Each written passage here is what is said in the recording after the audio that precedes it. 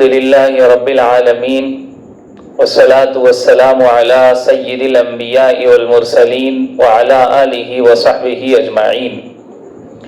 محترم اور معزز ناظرین، پورے ملک میں کووڈ-19 کی وجہ سے لاک ڈاؤن کے حالات ہیں، لہذا ہم نمازیں جمعہ وغیرہ ساری ہی قانون کی پابندیوں کے ساتھ ادا کر رہے ہیں۔ اجتماع ہر قسم کا ممنوع قرار دیا گیا ہے، لہذا اب عید کے قریب آتے ہی ایک مسئلہ کھڑا ہو گیا کہ ہم عید کی نمازیں کیسے ادا کریں۔ اب تک تو بڑے اہتمام کے ساتھ مساجد اور عیدگاہوں میں بڑا اجتماع کر کے ہم نمازیں ادا کرتے تھے، لیکن اب کیا کریں؟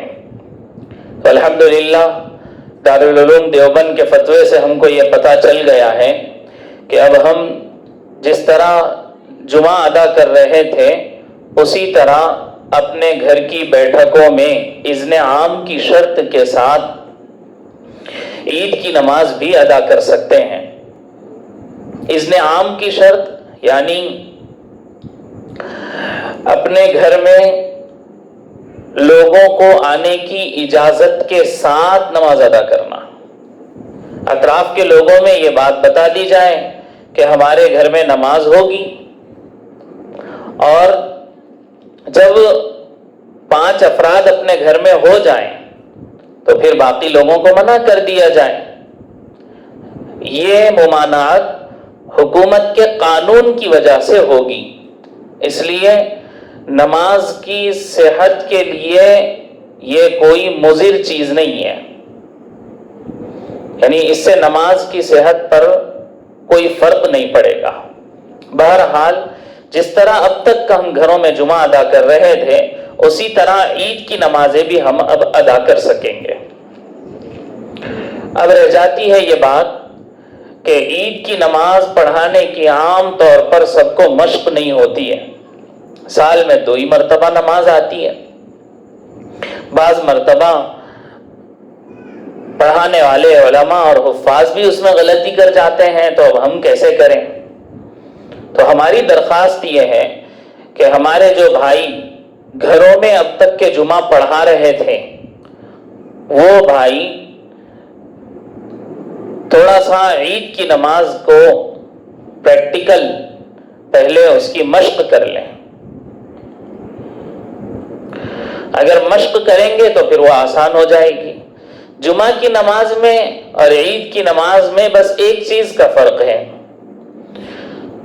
جمعہ کی نماز ہم عام نماز کی طرح سے 2 رکعت ادا کرتے ہیں، اور عید کی نماز میں بس 6 زائد تکبیریں آپ کو کہنا ہے۔ اور رہی بات خطبے کی، تو جمعہ کی نماز میں خطبہ واجب ہے اور وہ نماز سے پہلے پڑھا جاتا ہے۔ عید کی نماز میں خطبہ سنت ہے اور وہ عید کی نماز کے بعد پڑھا جائے گا، بس اتنا سا فرق ہے۔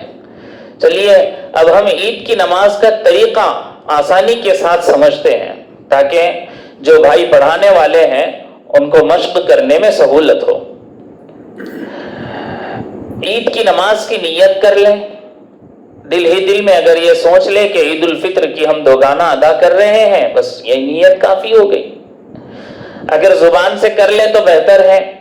زبان سے کیا نیت کریں گے کہ میں عید الفطر کی 2 رکعت واجب نماز ادا کرتا ہوں 6 زائد تکبیروں کے ساتھ اس امام کے پیچھے، اور امام جو نیت کرے گا وہ بھی اپنی ہی نیت کرے کہ میں عید کی نماز 6 زائد تکبیرات کے ساتھ ادا کرتا ہوں۔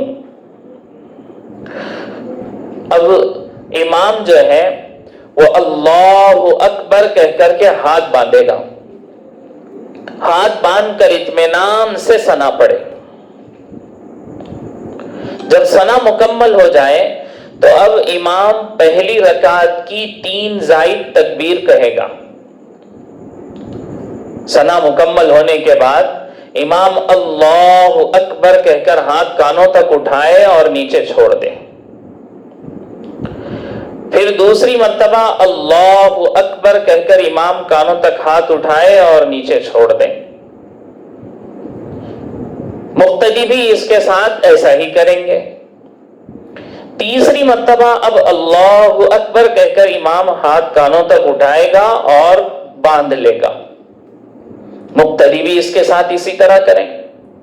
اور پھر امام تعوذ، تسمیہ، سورہ فاتحہ، ضم سورہ، یہ ساری چیزیں پڑھے گا. رکوع ہوگا، دونوں سجدے ہوں گے، اور سجدوں کے بعد پھر دوسری رکعت کے لیے امام کھڑا ہوگا. دوسری رکعت میں تسمیہ پڑھے، سورہ فاتحہ پڑھے، ضم سورہ پڑھ لے. اور پھر اب دوسری رکعت کی 3 زائد تکبیریں کہیں.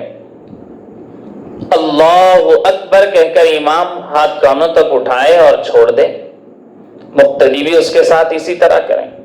پھر دوسری مرتبہ اللہ اکبر کہہ کر ہاتھ کانوں تک اٹھائے اور چھوڑ دیں.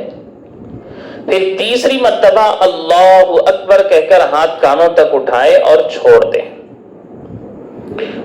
اور چوتھی مرتبہ جب امام تکبیر کہے اللہ اکبر تو سب رکوع میں چلے جائیں اور اس طرح سے آگے کی نماز مکمل کر لیں.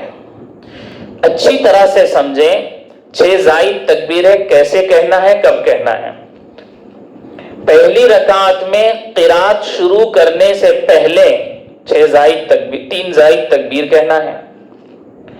اور دوسری رکعت میں قرات ختم کرنے کے بعد 3 زائد تکبیر کہنا ہے. پہلی رکعت میں 2 مرتبہ ہاتھ کانوں تک اٹھا کر چھوڑنا ہے اور تیسری مرتبہ میں باندھ لینا ہے.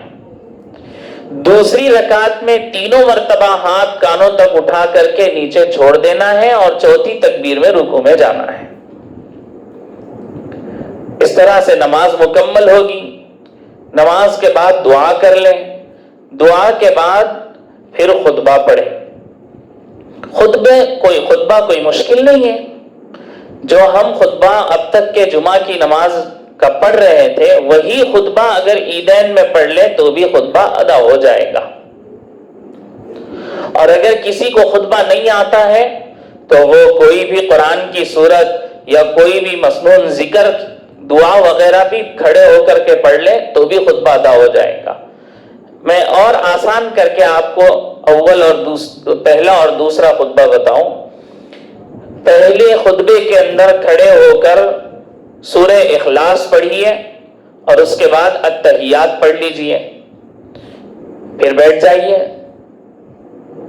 5-10 سیکنڈ بیٹھ کر پھر اٹھیے اور دوسرے خطبے میں سورہ کوثر اور درود شریف پڑھ لیجئے. بس یہ 2 خطبے ہو گئے آسانی کے ساتھ. آپ کے خطبے کی سنت بھی ادا ہو گئی اور واجب 2 گانا وہ بھی ادا ہو گئی. ایک چیز لیکن اگر اضافہ کر لیں خطبے کے اندر تو وہ خطبہ عید کے خطبے کی طرح سے محسوس ہوگا. وہ یہ ہے کہ تکبیر تشریق جو ہے اللہ اکبر اللہ اکبر لا الہ الا اللہ اللہ اکبر وللہ الحمد، یہ تکبیر تشریق پہلے خطبے میں بھی دوسرے خطبے میں بھی 3 مرتبہ پڑھ لیں. شروع میں پڑھیں، بیچ میں پڑھیں، آخر میں پڑھیں، جیسے بھی پڑھ سکتے ہیں وہ پڑھ لیں. تو اس سے یہ خطبہ عید کے خطبے کی طرح سے محسوس ہوگا. تو یہ نماز تو وہ لوگ پڑھیں گے جن کے پاس کم سے کم 4 کی تعداد میں بالغ مرد موجود ہوں اور عید کی نماز پڑھانے والا فرد موجود ہو. اگر ایسا نہیں ہے، 4 بالغ مرد نہیں ہے یا عید کی نماز پڑھانے والا نہیں ہے یا گھر کے اندر ایسی بیٹھک نہیں ہے جہاں پر اذن عام کی شرط پوری کی جا سکے اور وہاں نماز ادا کی جا سکے،